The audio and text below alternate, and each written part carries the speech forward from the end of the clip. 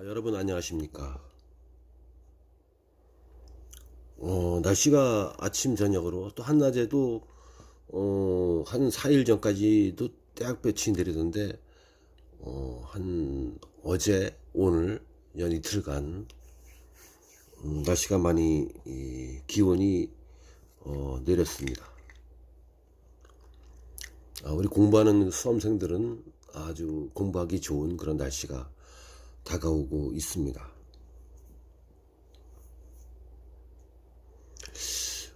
요번 시간에도 역시 137회 논술을 공부를 하겠습니다.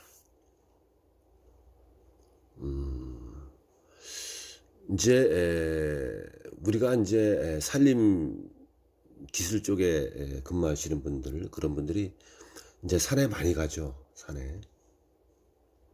산에 가게 되면 이제 뭐 강성조림지, 또 잣나무 조림지, 뭐 자작나무 조림지, 낙엽성, 일본 니깔나무 조림지 이런데 에 가서 이제 수익감벌도 많이 설계되고 감리도 하고, 공무원들은 또 벌채 지도도 하고 수정갱신 지도도 하고 그렇게 하죠. 또 요새 소나무 재선충 때문에 수정전환 지도도 하고 그렇습니다. 그 산에 많이 갑니다. 그 산에 가서 인공조림지, 특히 낙엽성, 여기 나오는 일본 이깔나무, 또 잣나무, 강송, 그리고 자작나무 조림지 이런 데 가게 되면 그 대단히 조림지 내 또는 바로 연접해 있는 지역에 나대지, 이 벌개지에 천연 하종갱신된 그런 모수로부터 천연 하종갱신된 종자가 아래로 떨어져서 다시 숲을 이루는 천연 하종갱신, 사람의 인력이 아니고 인공조림지에서 종자가 자연적으로 또는 강송이던 인공조림지가 아닌 자연적으로 형성된 그런 임지에서 종자가 사람의 손길이 닿지 않고 자연적으로 밑으로 떨어져서 숲을 다시 이루는 것을 천연 하종갱신이라고 하는데, 그런 데를 많이 볼 수 있죠. 여기 뭐 소강리인데 소나무림이 있는데 저쪽에 임도나고 벌개지에 절토면에 성토면에 소나무가 다시 씨가 떨어져서 저기 소복히 올라오네. 그런 경우. 저기 낙엽성 조림지가 대경목인데 1977년도에 조림한 데인데 요 옆에 나대지, 벌개지에 낙엽성 종자가 떨어져서 천연 하종갱신되고 있네. 잣나무 임지가 그렇네, 자작나무 임지 그렇네. 그런 경우 상당히 많이 봅니다. 산림을 조금 아는 사람들은 눈여겨서 그 현장을 보게 되면 그런 생각과 이야기들을 많이 하곤 합니다. 그런데 어떻게 요번에 137회 3교시에 일본 이깔나무 낙엽성 천연 하종갱신에 의한 후계림 조성 기술에 대하여 설명하시오, 요런 문제가 출제가 되어서 제가 답안을 만들어서 여러분들과 같이 공부를 해보는 시간으로 갖겠습니다. 자, 문제. 일본 이깔나무, 우리가 낙엽성이라고 합니다. 일본 이깔나무 천연 하종갱신에 의한 후계림 조성 기술에 대하여 설명하시오. 큰 1번. 천연 하종갱신의 정의. 1번. 숲을 벌채한 후 인공적으로 묘목을 심지 않고 낙엽성 어미나무에서 떨어진 종자가 스스로 발화하여 새로운 숲을 이루도록 유도하는 산림갱신 방법이 천연 하종갱신이다. 이겁니다. 2번. 이 방식은 상방 천연 하종갱신, 종자가 중력에 의해서 수직으로 뚝 떨어지는 것과 측방 천연 하종갱신, 종자가 바람에 날려 퍼짐으로 인한 갱신 방법 두 가지로 나뉜다. 1번. 일본 잎깔나무 천연 하종갱신의 특징. 1. 종자의 중량이 적어 바람에 의하여 원거리로 비산할 수 있다. 2번. 바람의 세기가 영향을 많이 받는다. 3번. 토양의 성분과 경사도의 영향을 받는다. 4번. 모수의 형질에 따라 종자의 품질이 좌우한다. 5번 우리나라에 많은 조림이 되고 있어 노령화하고 있다. 6번 시험 연구가 2017년 춘천구기림관리소와 국립산림과학원에서 가평 봉화지역 등에서 연구가 하고 있으나 전체적인 연구는 많은 방대한 연구가 되지 않아서 연구는 좀 부진한 편이다. 안 보입니다. 설명으로 가름할 테니까 메모해서 서브노트를 만드시기 바랍니다. 큰 3번 일본 입갈나무 천연 하종갱신 부각 이유. 일본 입갈나무 낙엽성 천연 하종갱신이 왜 어떻게 해서 이렇게 부각이 되느냐. 1번 생장이 빠르고 재질이 우수하며 건축재로서 수요가 많다. 2번 목재 수확지의 재조림은 인공조림비가 많이 소요된다. 3번 종자 채취비, 묘목 양성비, 묘목 병해충 관리비, 묘목 운반비, 조림비가 절감된다. 자, 부각사유 4번 최종원 등 일본 입갈나무 종자 생산량이 부족해서 조림이 제한받고 있다. 5번 생물학적으로 지역에 적응이 잘 되고 있다. 6번 조림 비용은 인공조림의 약 절반의 비용으로 재조림이 가능해서 일본 입갈나무 천연하종갱신이 자꾸 부각을 하고 있는 이유다. 반면 4번에 큰 4번에 일본 입갈나무 천연하종갱신 부진 이유는 그럼 무엇인가? 1번 천연하종갱신 지식과 기술의 확립이 아직까지 미흡하고 있다. 2번 일선 조림 담당 기관의 노력이 부재하다. 싹 깎고 싹 심으면 되지. 머리 아프고 골 아프고 사람들 또 감사 나오고 또 손님들 오면 귀찮으니까 그냥 싹 깎고 싹 그냥 조림목으로 조림하면 되지. 뭐 이런 시범 사업을 왜 하느냐 그래서 기관들이 기피하죠. 세 번째, 급경사지에 천연하종갱신이 고르게 분포되기 어렵다. 급경사지에 천연하종갱신이 고르게 분포되기 어렵다. 이것은 이제 중량에 의해서 떨어지는 방법과 바람 위에서 이제 날려서 이제 천연하종갱신 하는 방법이 있는데 현장에 가게 되면 급경사지에 시범구를 설치한 데가 종종 있습니다. 5번 일본 입갈나무 천연하종갱신 검토사항. 1번 종자 비산 특징. 종자가 바람에 어떻게 날리는가.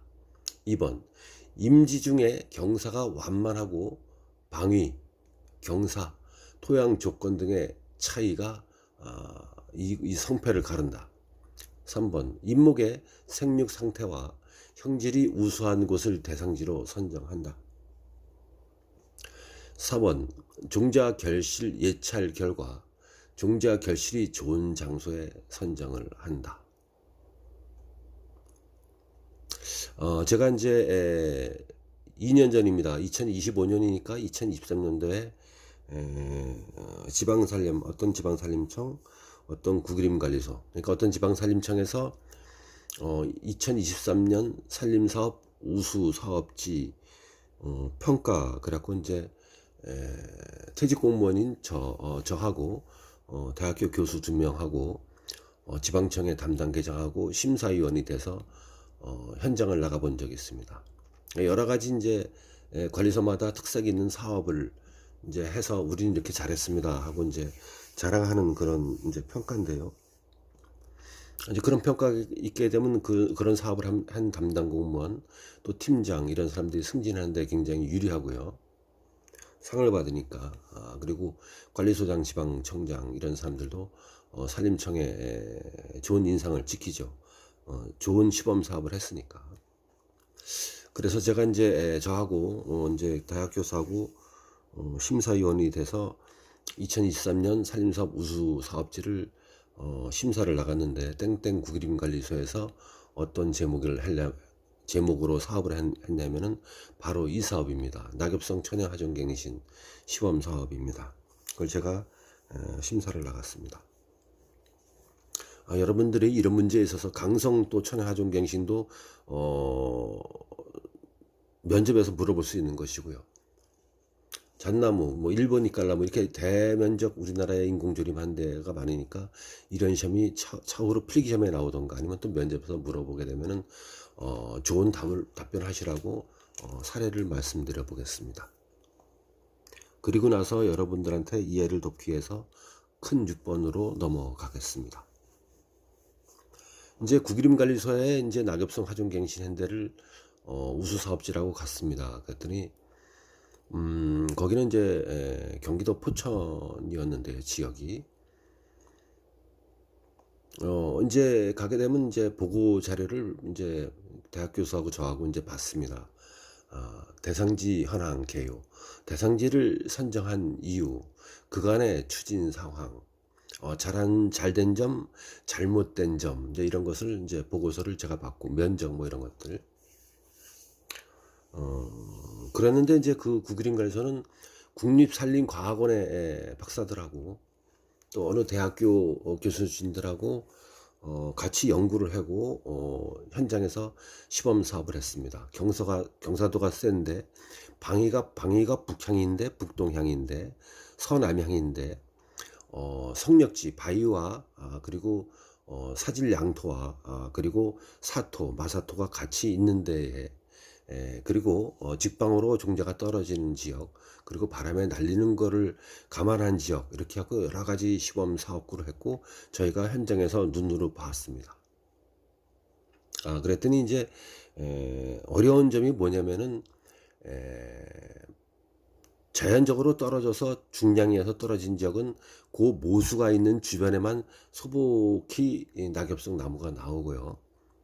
또 바람에 의해서 비산에 의해서 종자가 날아가서 후계림을 조성하려고 한 지역에는 또 역시 우리가 산에 가면 살이 좋다고 그러지 않습니까? 여기 임도 발효패고 경사도가 완만하고 부엽토가 많이 썩어서 이쪽엔 참 토양이 살이 좋네. 그런 데만 이제 종자가 소복히 쌓이고 흙맛을 봐갖고 이렇게 종자가 이제 올라와서 갱신이 된 지역입니다.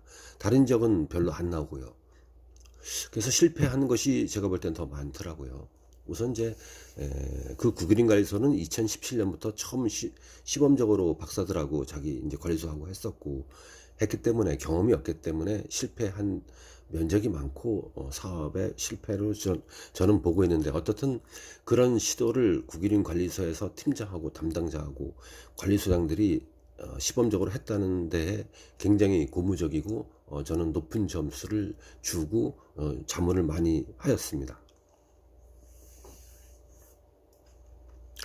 자, 그래서 이제 그런 경험과 그런 원리와 그런 결과를 현장에서 제가 봤는데, 그래서 자, 대제목 6번입니다. 1번 이깔나무 천연 하종 유형 측면도, 그라고 제가 만들었습니다. 이해를 돕고 답안을 작성할 때 이런 모식도를 그려서 설명을 할 수 있게 쓰게 되면은 채점관들한테 이 사람은 천연 하종갱신의 뜻을 이해하고 있구나. 그리고 이렇게 그림으로 도표로 그려서 채점관들한테 이해를 시키려고 상당히 절박하게 노력하고 있구나. 그런 답안을 보게 되면은 점수를 많이 받게 되는 것입니다.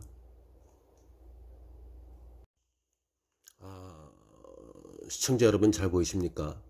대제목 6번 1번 이깔나무 천연 하종갱신 유형 측면도, 이렇게 네 가지로 이제 그림을 그려서 이해를 돕겠습니다. 이제 왼쪽에 1번 동글뱅이 1번의 그림은 경사가 급하고 비산거리가 먼 경우에 이제 모수를 드문드문, 만약에 이제 여기가 만약에 5헥타다 그럼 모수림을 갖다가 한 그루 단목으로 놓아놓는데, 아니면 두세 그루를 5, 6, 7m 정도 거리를 둬서 드문드문 이제 뭐 5헥타에 6군데를 갖다가 모수림을 놓고 이제 땅바닥으로 떨어지는 중력에 의해서 아니면 바람에 의해서 하종갱신을 유도하던 그런 그림이 이제 1번 그림입니다. 경사가 급하고 비산거리가 먼 경우는 그림처럼 왼쪽에 모수가 있다면, 바람이 오른쪽으로 분다면은 천연 하종갱신이 모수하고 천연하종갱신이 소복히 된 저 살르기 좋은데 땅 힘이 좋고 경사가 얕고 흙이 토양이 노출되어서 종자가 그 흙 맛을 봐서 빨리 발화할 수 있는데 그런 데는 소복히 간격이 좁게 많이 나고 저렇게 경사가 중간 지역이고 그런 데는 드문드문 이제 천연하종갱신이 돼서 실패한 지역이 되는 것입니다. 오른쪽에 작은 동글뱅이 2번을 보면 경사가 완만하고 비산거리가 짧은 경우 이럴 때는 모수의 바로 앞부분만 소복히 천연하종갱신이 되는 특징이 있고 먼 지역은 별로 하종갱신이 드문드문 나는 그런 경우입니다. 왼쪽에 밑에의 동글뱅이 3번 적전 간격 잔존 모수에서 고르게 종자가 비산하는 경우 이런 경우가 가장 하종갱신이 성공하는 경우인데요. 이제 모수가 왼쪽에 있습니다. 만약에 5헥타에 6군데에 단목 낙엽송이 있던 아니면 서너 그루 낙엽송이 있던 5그루 6그루 낙엽송이 군상으로 있던 모수를 내비두고 바람이 알맞게 불어주고 경사가 완만한 데는 저렇게 전 임지에 고르게 천연 하종갱신이 돼서 성공하는 것입니다. 드물더라고요. 어느 관리소에 가니까 저렇게 성공률은 드물더라고요. 그러니까 경사도라든가 우량 종자라든가 종자가 비산하는 계절이라든가 그리고 땅바닥에 굵기 작업을 안 했다든가 뭐 여러 가지 요인에서 성공과 실패가 성패가 이제 갈려지는 것이죠. 또 한 예를 보겠습니다. 오른쪽에 동글뱅이 4번 밑에입니다. 굵기 작업 미실행지.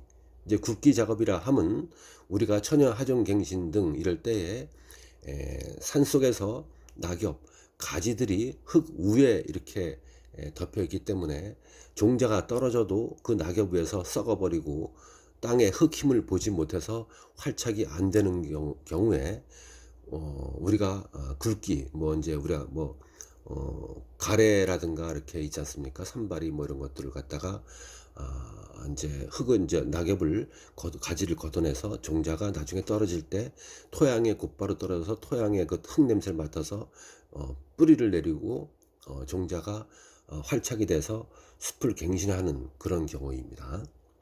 그래서 이런 하종갱신은 굵기 작업도 필요하고 임지 내에 웬만한 지피, 식물들, 낙엽들, 가지들을 모두 다 긁어낸 다음에 우리가 지존 작업, 조리 예정지 정작업 하듯이 쌓아놓고 흙이 이제 보이게 해서 그 위에 종자가 떨어져서 종자 발화를 잘하게 한다. 그런 것을 굵기 작업이라고 합니다. 그러니까 대학 교수님들이 이런 문제에서 굵기 작업이라는 단어를 수험생이 썼다 그러면은 점수 받는데 유리하다 이거죠. 제가 이제 현직에 있을 때 무슨 국일인가에서 어디 팀장을 할 때입니다. 거기는 이제 인제군 기림면 진동리였습니다. 그때 제가 이제 팀장을 할 때인데 지방청하고 관리소하고 협조해서 천연 하종갱신 작업을 제가 시범적으로 해봤습니다. 인제군 기림면 진동리 단목령이라는 것은 해발고도는 높은데 굉장히 완구릉지고 그리고 저쪽에 양양 한계령 쪽하고 경계가 되는 우리나라의 전봉산 산림유전자원보림 바로 옆에 있는 그런 아주 천혜의 활려수림이 아주 고르게 분포되어 있는 그런 이제 임지였습니다. 그곳에는 뭐 이제 굴참나무부터 시작을 해서 층층나무부터 그리고 참나무의 6가지 중에서 분포는 틀리겠지만 거의 3종류가 있었고 특수활잡이 뭐 느릅나무부터 들매나무부터 여러 수종이 있는 데에 대해서 종자를 천연 하종 갱신해서 활렵수 숲을 갖다가 갱신하는 작업을 했습니다. 그래서 구기림 영림단원을 데려가서 시범구를 떴습니다. A 대조구 A, 대조구 B, 대조구 C로 나눠가지고 대조구 A는 경사가 높으며 지피 식물이 그대로 있는데 낙엽, 썩은 낙엽 이런 것이 그대로 있는데, 대조고 비는 굵기 작업을 해서 토양이 노출돼서 종자가 떨어지게 되면 땅의 힘맛을 봐갖고 종자 발화가 잘 될 수 있도록 하는데, C 지역은 경사가 완만하고 뭐 어떤데 이런 식으로 대조고를 A, B, C 대조고를 나눠서 천연 하종갱신 시범 작업을 했습니다. 이제 어느 관리소에 가게 되면 이제 공무원들이 역동적으로 역량을 가지고 그리고 시범적으로 사업을 하게 되면은 그것이 이제 한 공무원이 그 장소에서 2년, 4년, 7년, 10년, 20년 이렇게 모니터링을 할 수 없죠. 여러 가지 이유에 의해서 인사 이동을 하기 때문에요. 그리고 저는 그 이듬해 이제 지방산림청으로 들어왔습니다. 그때도 이제 시범적으로 한 것이니까 이렇게 낙엽성이 아니고 그때는 천연 이제 활렵수를 한 것이니까 아마 실패를 했을 확률이 높은데, 저 나름대로 그런 대조구를 편성해서 한번 참나무 종류의 천연 하종갱신을 시범적으로 했다는데 큰 의미를 두겠습니다. 자, 1번 이깔나무 후계림 조성 방법 대제목 큰 7번 후계림 조성 기술, 이제 본격적으로 문제에서 물어본 것입니다. 앞에는 서원이었다면 지금부터 본론이 되겠습니다. 자, 후계림 조성 기술 어떻게 할 것이냐. 방가로 1번 검토사항, 무엇을 검토해야 되겠느냐. 1번 종자 결실량을 봐야 되겠죠. 2번 종자 유입량, 그리고 유입 패턴, 바람에 의한 것이냐, 중력에 떨어지는데 어떻게 낙하해서 어떻게 이렇게 하종갱신이 되느냐. 2번 종자 품질 등을 조사해야 됩니다. 낙엽송 조림집은 여기는 낙엽송 구분나무가 별로 없고 꼭 직경 생장을 하고 그리고 수고 생장도 알맞게 한다.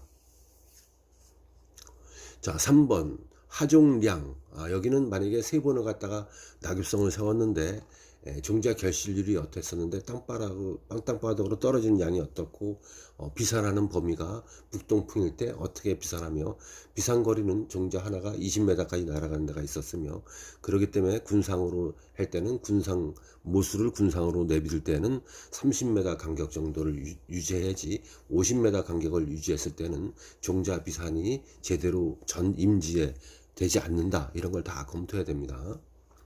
4번 갱신지의 종자 결실 및 벌채 유형별 종자 비산 특성을 검토해야 됩니다. 성패의 큰 이슈가 인재가 되는 것입니다. 2번 벌채 유형 대조구 모니터링. 1번 단목 모수 방법을 남겨두는 경우, 2번 3본 군상 모수 작업으로 내비두는 경우, 3번 30m 대상 개벌 작업과 대조구를 배치해서 하는 경우. 이 키워드입니다. 다 들어가야 됩니다. 그러면은 벌채 유형별로 단목으로 저기 낙엽성을 한 그루 내비두느냐, 단목으로 내비둘 때는 3m 구역에 단목으로 내비둔 모수는 간격은 몇 메다로 해야 될 것이냐, 10m냐 7m냐, 경사지냐 중경사지냐 완경사지냐. 여긴 바람이 북동향으로 겨울철에 종자가 이제 9월달에 떨어지는데 얼마만큼 종자가 날아가서 이 임지에 고르게 덮을 것인가, 이런 걸 다 연구해야 되고 검토해야 됩니다. 자, 방가로 3번 종자 결실 및 하종량. 종자 비산 시기 이전에 인분 내에서 몇 그루의 나무를 대상으로 구과를 평가하여, 구과입니다. 평가하여 전체 종자의 수를 추정해야 될 것입니다.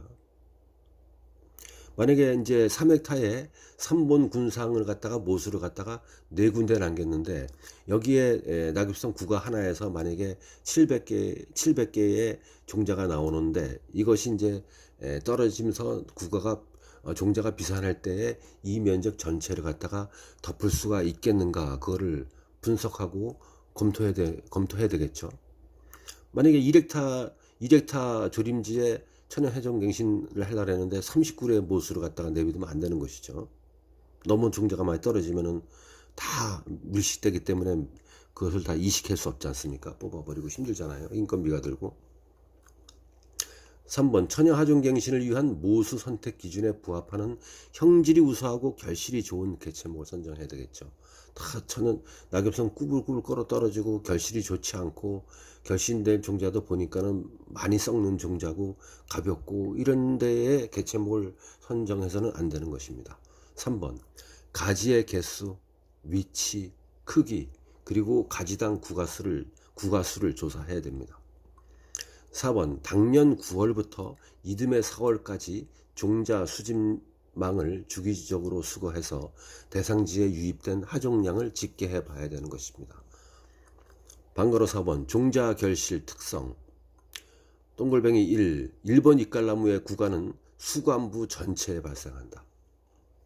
낙엽송의 구간은 수간의 밑에부터 맨 위에 초두부까지 고르게 발생하는데 2번 구가의 활력은 가지의 아래쪽보다 가지의 상부 수관부가 가장 많은 결실을 한다 이겁니다. 상부 수관부가 가장 결실이 좋다 이 얘기입니다. 동글뱅이 3번 하부 가지의 구가 수가 상대적으로 적은 것은 연접한 나무와 중첩되어 수강량이 부족하고 기후순환이 불리하여 종자 결실과 결과지 확보가 불량하다. 너무 나무가 이렇게 소복하게 있으면 햇빛을 덜 보고 그렇기 때문에 또 이 그곳의 수간 사이에 바람도 안 통하고 그렇기 때문에 종자 결실이 나쁘다 그 뜻입니다. 뭐 잎목도라든가 뭐 이런 것을 얘기하는 거겠죠. 그리고 감벌을 갖다 제때해서 수간과 수간 사이에 바람이 숭숭 들어가느냐, 그 잎목이 살기 좋은 환경이었느냐 이런 걸 얘기하는 겁니다. 4번 사형급 1번 잎갈나무의 종자 결실이 양호하다. 사형급의 1번 잎갈나무 종자 결실이 좋으니까 이런 데를 대상지를 해야지 5형급 6형급 물론 이제 구기림의 벌기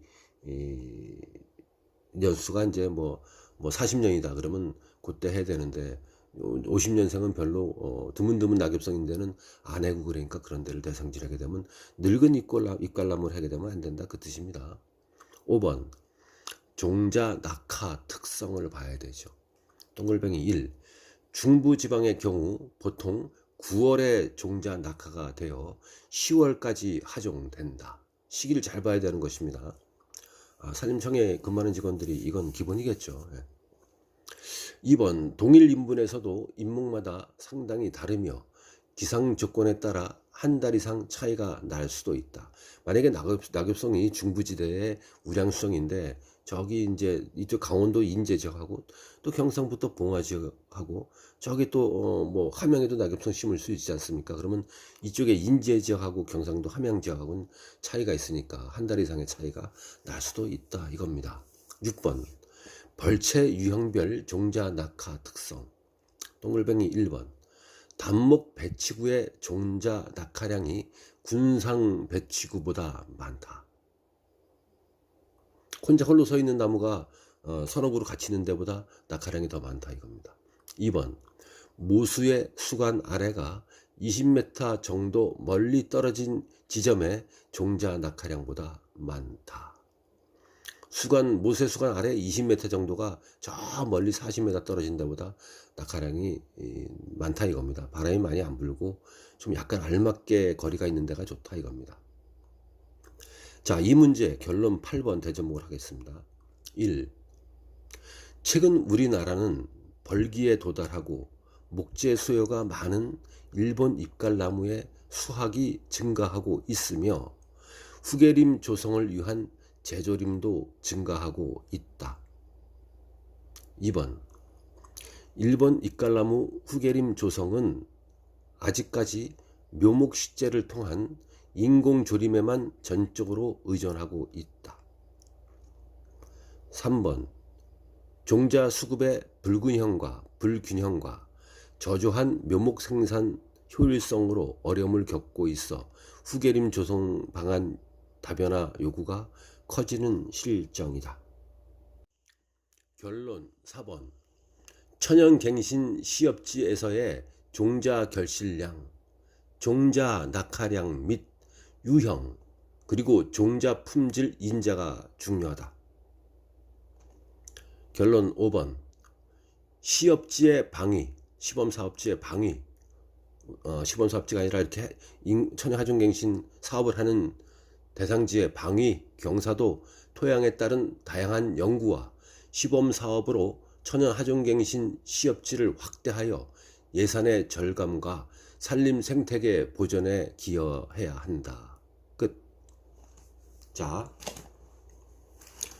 이제 낙엽송 같은 거 이제 천연하중갱신이 현장에서 이제 서서히 더 이제 시범사업으로 이제 될 겁니다. 제가 한 3년 전인가요? 땡땡 국일인관리소 양평군 금왕면입니까? 그쪽에 낙엽송 77년도 조림지인데 아주 고르게 낙엽송이 예비감보를 한 지역도 있고 안 한 지역도 있어갖고 아주 낙엽송이 이제 적정 간격으로 유지가 되어 있는 데도 있고 어떤 지역은 또 조림 실패지고 또 예비감보를 안 해가지고 또 소복한 데가 있고 또 뜨문뜨문한 데가 있고 이런 데를 불기지캔 데를 제가 낙엽송 한 100헥타 정도를 수익감보를 감리를 나간 적이 있습니다. 그런데 거기 나갔더니 바로 임도 왼쪽에 이렇게 묘지 옆에 나대지가 한 150평 있는데 거기에 그 모수에서 종자가 비산해서 천연하중갱신을 이룬 데를 제가 이제 이렇게 영상을 찍으면서 그때 영상 초보자일 때입니다. 그때 막 흔들리면서 찍으면서 여기 낙엽성 천연하중갱신 됐네 이러면서 막 제가 주절주절 떠든 영상이 어디 있습니다. 여러분들 한번 찾아보십시오. 그렇게 되면 요번 시간에 제가 설명드린 거 외에 현장을 산에서 찍었기 때문에 생동감이 있고 여기서 말씀 미처 못 드린 것이 그 내용에도 있을 것입니다. 제가 지금 기억을 하기에는 그때 그 영상이 천연하중갱신이 인공조림보다 좋은 점, 장점 이렇게 아마 제가 떠드는 것이 있을 것입니다. 거기에 우선 종자 채취비가 안 들죠. 자동적으로 떨어지니까 모수에서 그러니까 사람이 인력으로 종자를 채취하고 주워가지고 그거를 용문 양묘장에 갖고 와서 또 소독을 해야 되고 건조해야 되고 알맞은 습도 유지한 다음에 묘포상을 또 만들어야 되고 묘포상에다가 아줌마들이 또 이렇게 줄을 긋고 또 종자를 또 놓아야 되고 그것이 또 잘 익게 되면 현장에 또 옮겨 심어야 되고 이런 인건비 또 묘목을 또 양평에 심으려면 또 묘목을 수송 차량으로 5톤 트럭으로 운반해 와야 되고 또 아저씨들이 또 그걸 들고서 산에 올라가야 되고 이런 묘목 양성비 묘목 채취비 묘목 양성비 묘목 이동비 뭐 이런 것들이 절감되지 않습니까? 그럼 예산이 절감됩니다. 또 두 번째 뭐가 좋겠습니까? 아무래도 씨를 갖다가 묘상에서 종자를 만드는 것보다 천연적으로 떨어지기 때문에 우리가 말하는 내성이 강해지니까 강한 종자죠. 산에서 곧바로 엄마한테 떨어져 땅속에서 크니까 그렇지 않습니까? 인큐베이터 한번 갔다 온 거하고는 틀리잖아요. 그러니까 종자가 건강하고 생태적으로 안전하죠. 그런 방식이 첫 번째 예산 절감, 두 번째 생태적으로 안전하다. 그런 장점이 있겠죠. 단점은 뭐가 있겠습니까? 소복이 떨어지니까 다 이식을 해야 될 것이고요. 구치를 해야 될 것이고 간격을 유지해야 되고 또 만약에 5헥타를 갖다가 이 사업을 했는데 고로 안 퍼지게 되면 또 보식 작업도 해야 되죠. 그런 작업이 다시 거꾸로 예산이 들어갈 수가 있는 그런 단점이 있는 것입니다. 그리고 생태적으로 약하죠. 생태적으로 강하나 성공률이 전 임지에 고르게 분포돼서 성공률이 낮죠. 그런 단점이 있습니다. 한번 여러분 찾아보십시오. 산림기술사 공부 모임에서 오른쪽에 검색어를 치고 천연하중갱신 그러면 아마 그 영상이 3년 전의 것이 있을 것입니다. 자, 이번 시간에는 역시 137회 논술에서 외우면 될 것도 있고 또 고도의 현장감과 그리고 실전감과 그리고 공직에 있을 때 지식 이런 것들이 녹아나서 답안을 작성해서 여러분들과 같이 공부하게 되면 여러분들한테 도움이 될 것이라고 생각하는 천연하중갱신을 제가 선택을 해서 답안을 작성해서 같이 공부해 보았습니다. 여러분 열공하시기 바랍니다. 감사합니다.